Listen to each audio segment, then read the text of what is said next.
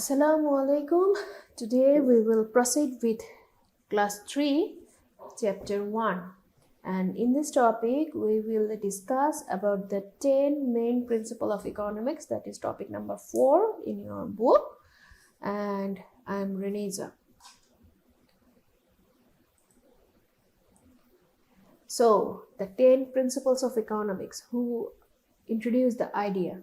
Here you can see the picture of Nicholas Gregory Mankiw, the great economist of this time, and whatever economics book you will study in university level will be written by Gregory Mankiw. We always follow this book, Principles of Economics, and there are other edition or other topics also in his book. And he born in 1958 February 3 and is an American macroeconomist who is currently the Robert M. Barron Professor of Economics at Harvard University.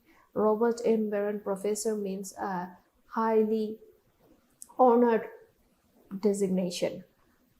Mankiw is the best known in academia for his work of New Keynesian economics. So, 10 Principles of Economics was presented by Nicholas Gregory Mankiw, the American macroeconomist. Here, the 10 principles at a glance. The 3 aspects are how people make decisions, how people interact, and how the economy as a whole works. So, in the first topic, how people make decisions includes people face trade-off. People face trade-offs. Number 2, the cost of something is what you give up to get it. Number 3, rational people think at the margin. Rational people think at the margin. Number 4, people respond to incentive. People respond to incentives. Now, in the next point, how people interact. How people interact. Topic principle number 5, trade can make everyone better off. Trade can make everyone better off. Number 6, markets are usually a good way to organize economic activity. Principle number 7, governments can sometimes improve market outcomes. When you are thinking how the economy as a whole works, there comes a country's standard of living depends on its ability to produce goods and services.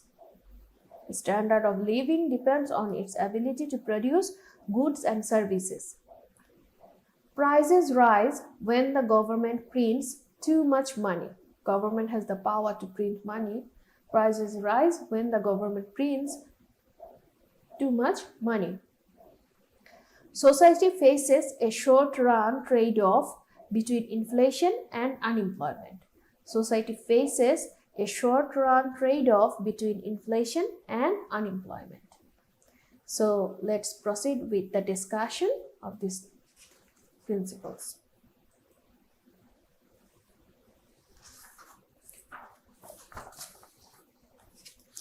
Number 1, trade-off. Trade-off. What is trade-off? When we sacrifice one thing to obtain another is called trade-off. When we sacrifice one thing to obtain another, and that's called a trade-off. A trade-off arises where having more of one thing is potentially results in having less in another. We will choose which will provide me more, and we will always sacrifice, we will provide a less of any advantage. Okay, to get something that we like, we often have to sacrifice some other thing we also like. Some other thing we also like. A trade-off arises where having more of one thing that will potentially result in having less of another. For example, here you can see, if you have 500 taka, what will you like to choose? You have 500 taka for a day, and what will you like to choose? Your desire or want has 4 options.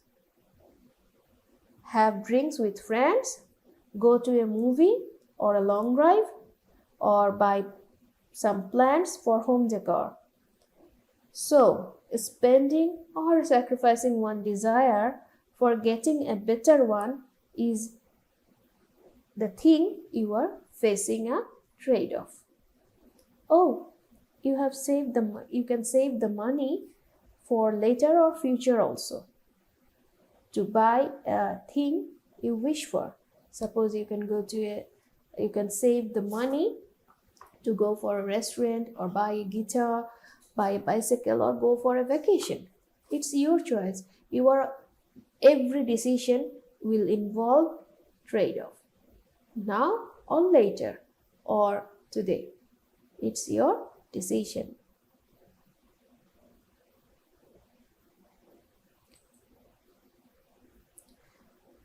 In the next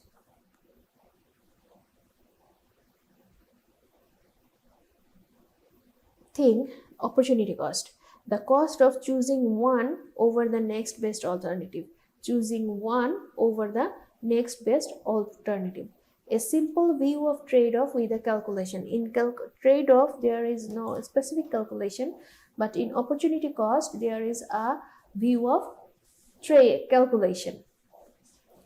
Opportunity cost is the profit lost when one alternative is selected over another. The profit lost. And the concept is useful simply as a reminder to examine all reasonable alternatives. Before making a decision. For example, if you are spending time at school for your studies and you cannot help your father or mother with their work at home or outside, and if you were involved in any economic activity that your parents are doing, then they would be monetarily benefited. But you are studying at a school, not helping your parents with economic activity. Here, not being able to work for your parents because of your studies is the opportunity cost of studies. So it's a big decision whether you will work or benefit your parents monetarily, or you will study better to get a better result. What will be the opportunity cost? If you choose studying, then it will be the opportunity cost of studying. And paying a high rent in a grand decorated flat or living in a small house with less rent, saving money for the future, is the opportunity cost of living. So in every aspect of life, whether we can work, we can live, we can eat, everywhere we have to sacrifice. So the main concept of opportunity cost comes from what we sacrifice divided by what we get. That's the opportunity cost. And it's always a big decision. What we sacrifice divided by what we get is equal to opportunity cost.